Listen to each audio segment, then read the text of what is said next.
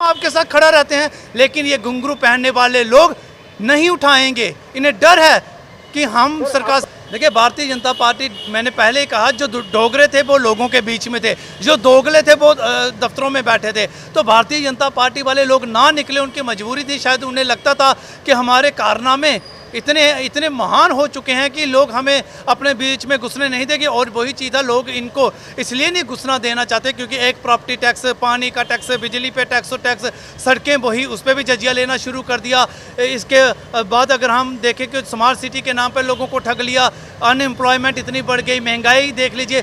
भाजपा लोगों के बीच में आने के काबिल रही ही नहीं है। फिर भी अगर इनका ज़मीर जागता तो ये शायद लोगों के बीच में आते, लेकिन इनका मरा हुआ ज़मीर है। मुर्दे कभी भी, मुर्दों में जान होती ही नहीं, तभी तो वो अकड़ते हैं। तो मुझे लगता है भाजपा वालों को अकड़े हुए मुर्दे हैं जो लोगों के बीच में नहीं आए। इसका खाजमा इनको भुगतना पड़ेगा। जो 50 के पार कह रहे हैं, मुझे लगता है शायद इनको खुद लखन पार होना पड़ेगा। लेकिन हमें फिर भी अफसोस है भारतीय जनता पार्टी के उन लीडरों पे जो जहां से MP बने हुए हैं, जो PMO में मंत्री बैठे हुए हैं। उन्हें अपने लोगों के दर्द और तकलीफ नहीं, उन्हें जम्मू के डोगरों का कोई दर्द का एहसास नहीं। वो बाहर इवन और ISRO जैसे संस्थानों में घूम रहे हैं। उन्हें अपने लोगों को छोड़कर मुझे लगता है बाहर सैर सपाटे पे घूम रहे। मुझे लगता है बड़ी नालायकी है भारतीय जनता पार्टी वालों पे। हमें शर्म आती है कि वो स्वर्गीय महाराजा सिंह जी की धरती पे पैदा हुए, जहाँ का अन्न खाते हैं, जल पीते हैं, लेकिन ये फर्ज अदा नहीं करते। ठीक कहा उन्होंने कि मैं उसको उखाड़ के फेंकूंगा। अब डोगरों ने भी कह दिया हम भाजपा वालों को उखाड़ के फेंकेंगे।